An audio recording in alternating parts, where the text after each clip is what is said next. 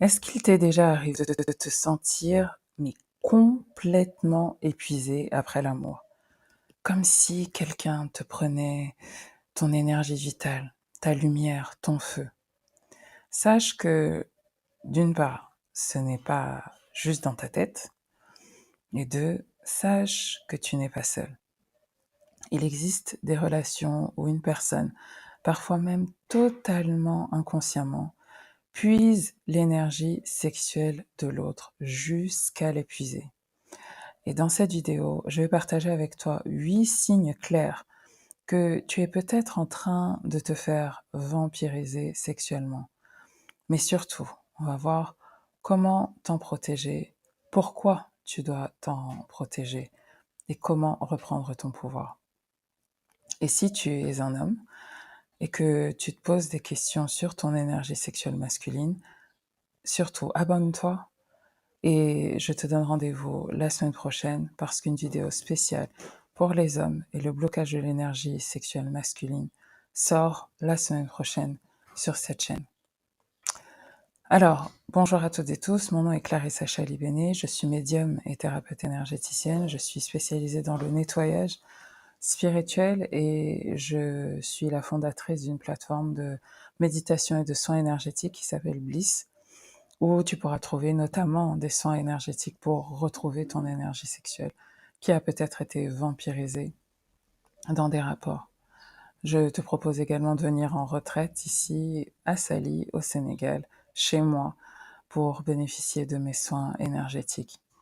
Alors, aujourd'hui, je tenais vraiment à faire cette vidéo parce que je reçois énormément de mails de mes abonnés sur YouTube, de mes abonnés sur Instagram ou même des membres de Bliss qui me disent à certains moments, je comprends pas ce qui m'arrive, je suis fatiguée, je suis épuisée, ou j'arrive plus à retrouver de la clarté, je me sens confus par rapport à ce que je dois faire, à là où je dois aller.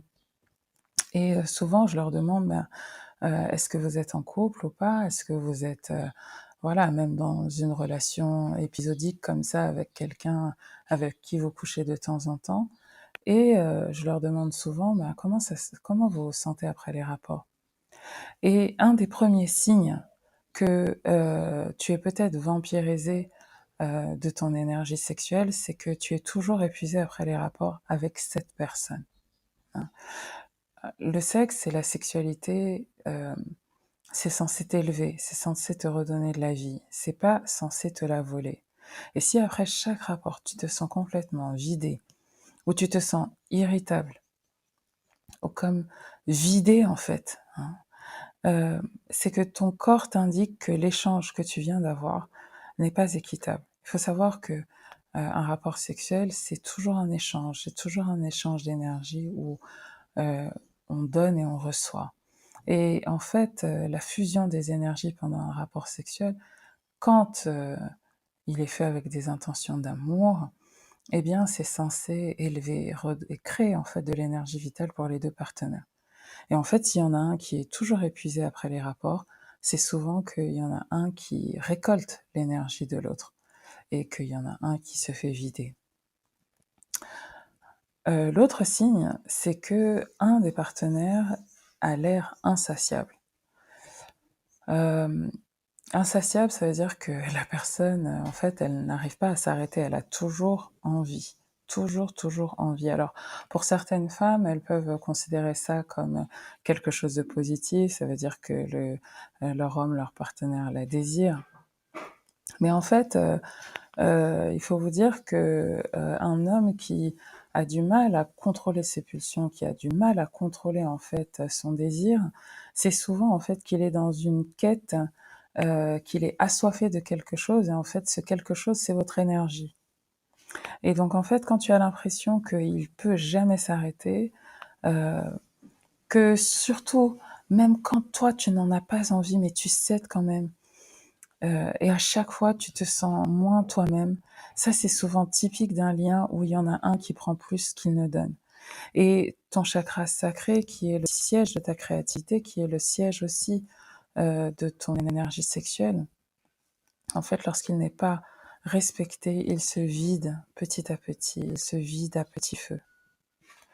Le troisième signe, et là, je vais te parler d'une de mes clientes, en fait, entrepreneurs, qui, en fait, elle est, consultante, donc en fait, elle utilise beaucoup, son intuition et sa créativité pour régler les dossiers de ses clients. Et en fait, elle me dit, voilà, depuis que je suis avec lui, j'ai plus aucune inspiration, j'ai plus d'idées, en fait, j'arrive plus à trouver les solutions aux problèmes de mes clients. Et avant, j'avais aucun souci, en fait, dès que j'avais, quelqu'un qui me sollicitait, j'arrivais tout de suite à, envoyer la proposition, j'arrivais tout de suite à faire, une propale qui, voilà, qui était acceptée par les clients. Et là, j'arrive plus, j'arrive même plus à méditer, j'arrive même plus à visualiser ce que je veux. Donc souvent, heu, surtout pour les femmes qui sont puissantes spirituellement, qui sont intuitives, qui, ont beaucoup d'inspiration, heu, en fait, une des manières de voir si vous êtes vampirisé énergétiquement et sexuellement, de votre énergie sexuelle, c'est que vous n'avez plus d'intuition, que vous n'avez plus de créativité. Vous n'avez plus de flow, plus d'envie, en fait. Et ça, c'est parce que, en fait, ton énergie sexuelle, c'est aussi ton énergie de création. Et quand elle est captée par quelqu'un d'autre, ben, en fait, tu n'as plus rien pour créer la vie et pour créer ta vie. Donc en fait, souvent j'entends, «Ouais, je procrastine, je suis fatiguée, j'y arrive pas et cetera.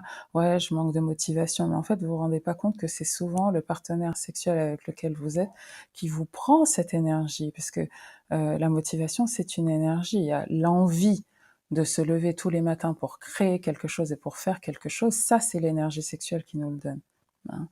Et en fait, quand vous avez des baisses de motivation, c'est souvent le signe qu'il y a un lien sexuel qui draine votre énergie créative au lieu de la nourrir. Et encore une fois, le chakra sacré, le deuxième chakra, c'est le centre de la création. C'est ton pouvoir de manifestation, c'est ton pouvoir d'avoir des idées, de sentir les choses avant qu'elles n'arrivent. Et quand ton chakra sacré est affaibli, ben en fait, les choses deviennent floues. Et c'est exactement ce qui s'est passé pour ma cliente. Et donc, dès qu'elle a arrêté les rapports avec cet homme et qu'elle a clôturé, en fait, hem, qu'elle a clôturé le lien énergétique, son inspiration est revenue en quelques jours. Et vraiment, je vous le dis, les soins énergétiques, ça fonctionne vraiment. Parce que c'est vraiment une question de retrouver son pouvoir personnel. C'est vraiment une question de se libérer, en fait, de l'énergie de l'autre qui nous a colonisés. 4e signe, c'est tu es tout le temps fatigué. Tu vois? En fait, même quand tu dors, tu ne récupères pas. Ton sommeil n'est pas récupérateur. Tu sens comme une fatigue inexpliquée, un poids invisible. Alors c'est souvent ce qui arrive quand, quelqu'un reste trop longtemps dans ton champ énergétique sans être aligné avec toi. Hein, ça arrive souvent quand, vous ne matchez pas vibratoirement. Et en fait, the person drains you. Ça veut dire que tu es obligé de baisser vibratoirement pour te mettre au niveau de la personne, hein. Et donc ça épuise. Ça épuise. L'autre chose qui peut épuiser aussi et qui peut te fatiguer, c'est si la personne a, des colères, larvées, a des, de l'animosité qu'elle garde en elle. Et en fait, souvent, si tu es une femme puissante et inspirée ou très intuitive, tu vas jouer le rôle de nettoyeur énergétique sans même t'en rendre compte. Et tout ça, c'est du travail énergétique que tu fais et qui t'épuise, OK? Et qui t'épuise et qui te prend en fait ton énergie sexuelle en particulier. Le 5e signe, c'est la confusion. Et ça, j'en ai déjà parlé dans la vidéo que j'ai faite sur, «Est-il temps pour toi de nettoyer ton énergie sexuelle?» En fait, la confusion et le doute, c'est le signe d'un vide énergétique. En fait, quand il y a une partie de toi qui veut aller dans un sens et une partie de toi qui veut aller dans un autre sens, en fait, ça crée un creux, ça crée un vide qui crée une fuite, une faille énergétique. Et en fait, cette faille énergétique-là, là, elle vient du fait qu'il y a quelqu'un qui te prend ton énergie, hein. C'est pas que tu es perdu, en fait, c'est que tu es désaligné. Et quand quelqu'un occupe un espace en toi qui n'est pas le sien, ben en fait, ton âme essaye de reprendre sa place et donc elle se bat. ok, pour retrouver sa place. Et donc, en fait, tu vas sentir que un jour tu te sens bien et le jour tu te sens pas bien du tout. Un jour tu veux ça, un jour tu veux autre chose. Ok, ça c'est le signe que on te vampirise et que en fait tu n'as plus ton énergie à toi. J'ai une cliente thérapeute hyper connectée qui est venue me voir et elle me dit Clarisse, j'arrive plus à prendre de décision. En fait, j'ai toujours besoin qu'il valide ce que je fais, même mes prix, mes idées. Je doute alors qu'avant j'étais sûre de moi. Donc ça, ce qui se passait, c'est qu'elle était émotionnellement embrouillée, énergétiquement embrouillée. Et l'énergie de cet homme, en fait, était présente dans son champ énergétique et elle n'arrivait plus à entendre sa propre voix intérieure. Et ça, c'est vraiment très, très, très dangereux quand on n'arrive plus à s'entendre. En fait, il avait pris vraiment trop de place.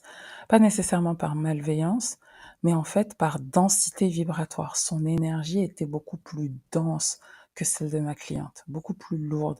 Et ça, en fait, ça arrive souvent quand vous voyez, il y a des gens euh, sont, qui sont de signes astrologiques qui ne sont pas compatibles. Exemple, une femme d'un signe de feu va se mettre avec un homme d'un signe de terre. Vous voyez, les hommes d'un signe de terre, ils ont une énergie qui est beaucoup plus dense, qui est beaucoup plus lourde.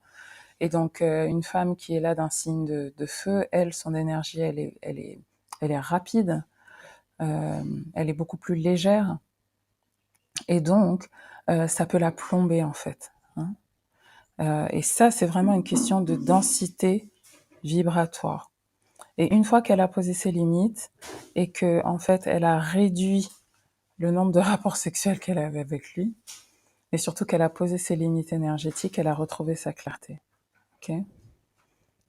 Un sixième signe, c'est que tu deviens moins magnétique.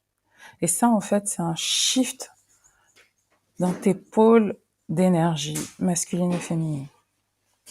En fait, souvent, quand tu te fais vampiriser énergétiquement, les hommes, en fait, ce qu'ils vampirisent chez les femmes, c'est leur énergie féminine. Ok.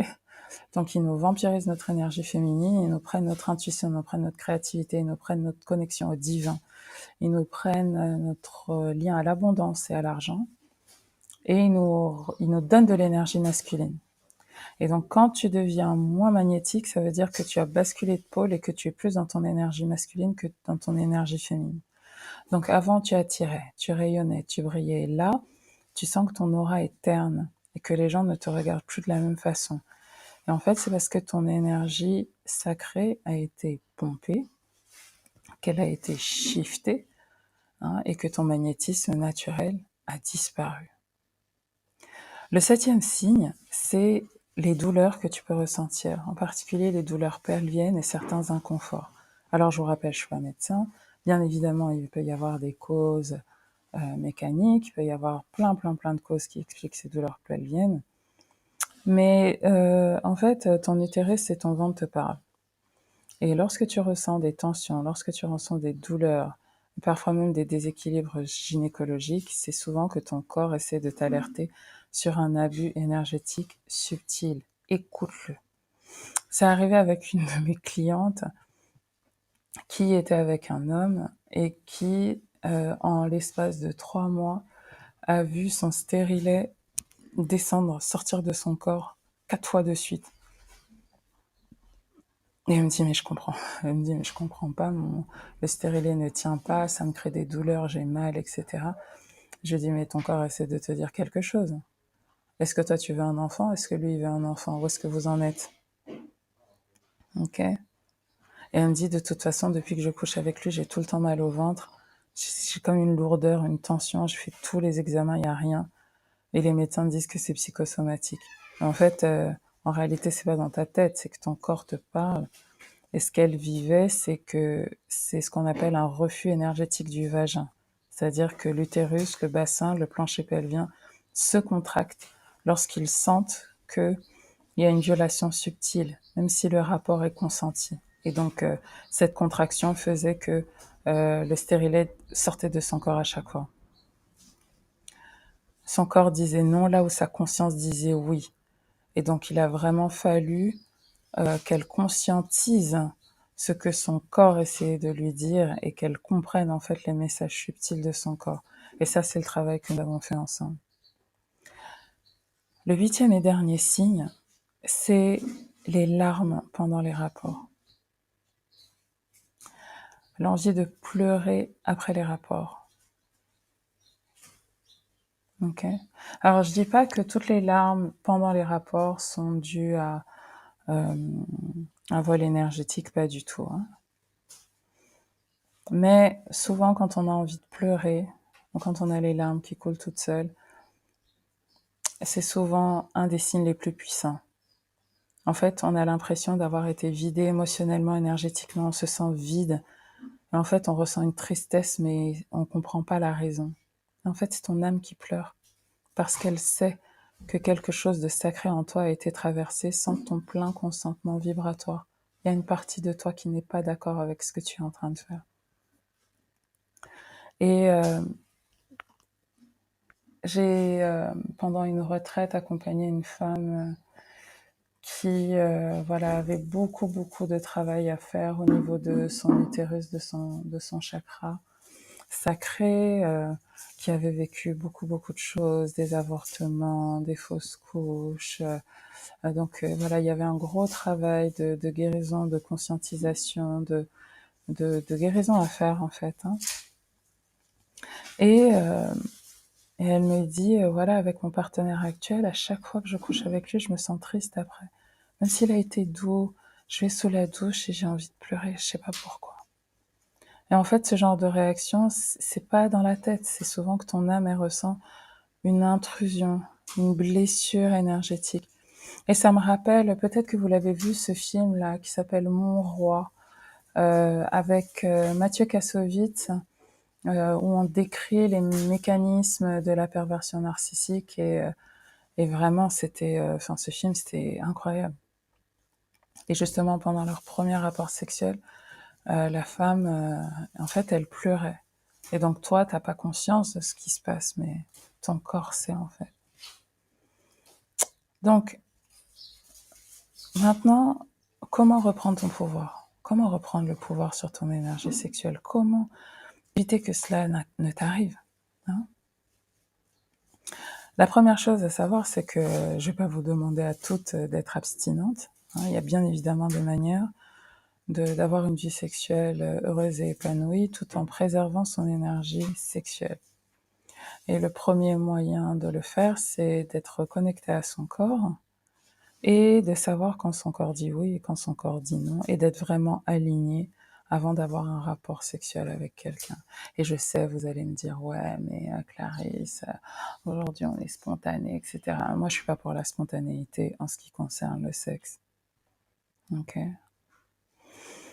Deux, et c'est vraiment important que tu fasses régulièrement des rituels de guérison et des rituels de nettoyage de ton énergie sexuelle. Surtout si tu as plusieurs partenaires ou surtout si, en fait, même si aujourd'hui tu es dans une relation où tu es marié ou tu es dans une relation stable et engagée, mais si tu n'as pas fait ce travail avant, c'est très important que tu le fasses parce que, en fait, les blessures peuvent rester dans ton chakra sacré et t'empêcher de profiter pleinement de la relation que tu vis actuellement ou t'empêcher de, de comprendre en fait les signaux de ton corps. Ok. Donc, le rituel que je vous propose, il s'appelle Sacral Radiance pour récupérer ton énergie sexuelle. Et en fait, pendant ce rituel, non seulement tu nettoies ton chakra sacré, mais aussi tu vas récupérer ton énergie sexuelle auprès de tes anciens partenaires qui en ont trop pris. Ok. Et si tu veux recevoir des soins, des méditations, des outils de protection, tu peux rejoindre Bliss, où tu trouveras encore plus d'outils que Sacral Radiance pour t'aider à compléter le travail. Voilà, j'espère que cette vidéo t'a parlé. Si c'est le cas, n'hésite pas à mettre un like, à la partager avec une sœur, une petite sœur, une cousine qui en a besoin. Et surtout, n'hésite pas à t'abonner à ma chaîne pour recevoir d'autres clés de guérison et de souveraineté de ton énergie.